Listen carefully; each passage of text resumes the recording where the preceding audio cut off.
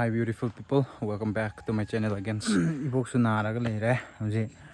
gyan man tadre kari tawdino haibda ma hauji kanna pabung de dum leire bako ma thokpa su nga kitang budi ngammi bako thokpa je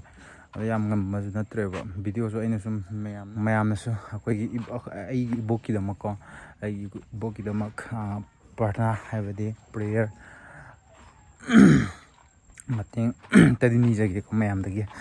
aduga mayam na aigi insta da hangbirakpa kaigino video handak marase video se thaklak trijina lep krabra na hangeboko aduga ai lepte lep su lep poiboko akoi ibok na su pamjabani ba ina smain thokpa je koi ibok na su ngai ne boko aduna ai lepoi adum thagrakani video se ai paisa tanba tandaba I gyan tare ko पैसा तानबा YouTube तक पैसा तानबदे आई केसु खंदे बको अना आई memory ओइनबा आई थमहोगी तोबने बको आई video सिंगसे स्माइन तोरगा आई video से ngasi gi telakani video se kai video no hara kan just ngasi gi interest yaw ko ande koi box yaw na daga lei ki banina video sembe wakhan chu su lei leitre bako handak marak se na koi bonem gi album se namse mana de harak bako I want to hoi book na like but the interest kitang laitaba ngang nambi ge habne boko ngang nam ge harakan na nong je tan chu darakpa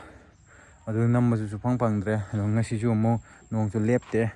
churakpa se aduduna bonem gi video su namani matungda mathangda haba mathangi sunday da dum nammane boko magi album do ado mayam ngasi gi di sigi syntax se napsan syntax se hore won han kari nong dai nungsit akan ba ma leibo to smile loi musan gre ke nong dai nungsit akan ba ma ke no yum ke ka jinga ke ka loi kai dana dugna syntax ko syntax su khra budi yaure bo ko napsan ge to bne ba video su thagat ba su kuire bo ko ibok na la lei ki btagi ko aduduna ngasi je sang drasu su mayam gi interest oina ko gam sina sida leire ko nan su ama kai gi bagi si kai gi sin nappane ba si ml si gi je yam keno yam kal le ko gi gam je syntax nappa su ya me ba ina nahan ama akoi gari activa do ama kari yada ba ma le bagi kai ba ma le bagi ko si nap kane ba aduna si syntax yagra an khallu badagi napsan badada yarami boko syntax ta so si ne da mem to angang amaga napsan ge boko disit khail disit lo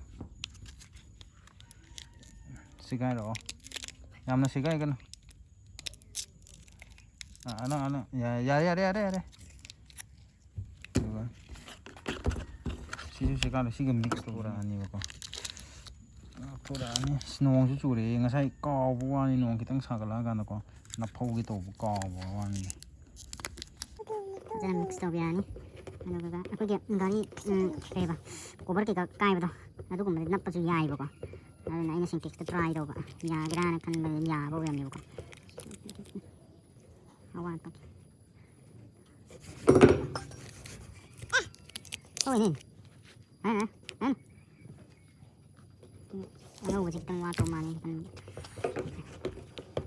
nong chu ne hem nong chu de su tang su nai rồi ba sai su tang sa la ga cái nó to cái đồ nắp cái đồ này ko ai si li ne me tam na bi da bok ju na na le da na se video ju ta ka su ngam dre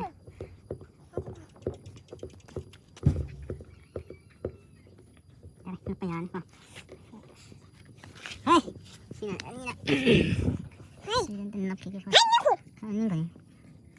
mai si den nati si den patanan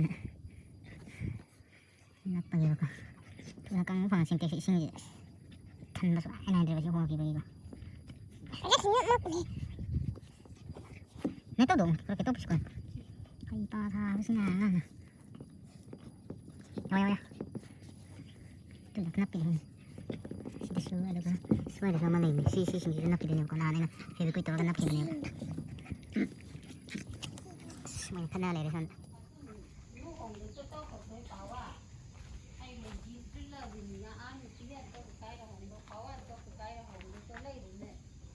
qua to ha qua to qua to 봉은 왜 거나 야 봉은 왜 거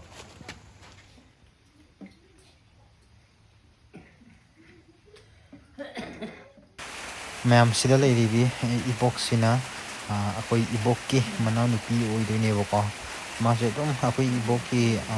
नाबसे एकदम येंगसनबा लाइबको याम नुंसी मोइदि एकदम कनो लंबीदा एकदम कई कई हाइने लंबीदा एकदम चक्रकांदसु अकोई इबोक एकदम कौइबको अचापोट कईगासु एकदम येन्नेइबको मोइ अनीसे याम नुंसी मोइ इबोक अनीसे 근데 좀 뜨거워.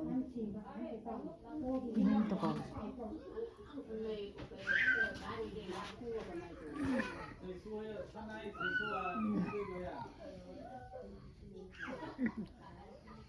오, 종이 어디 있어?